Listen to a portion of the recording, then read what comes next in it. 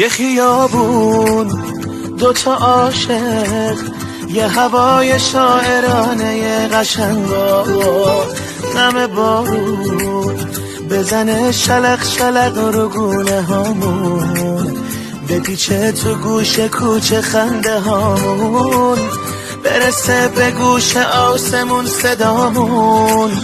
چه قشنگه که بگیری دستم و نگام کنی و یه هایی یواشکی صدام کنی و نفسم بشی و من برات بمیرم، بپرم دوباره دستاتو بگیرم، بگم عاشق تو هم عزیز ترینم. حالا من عاشقم یا تو؟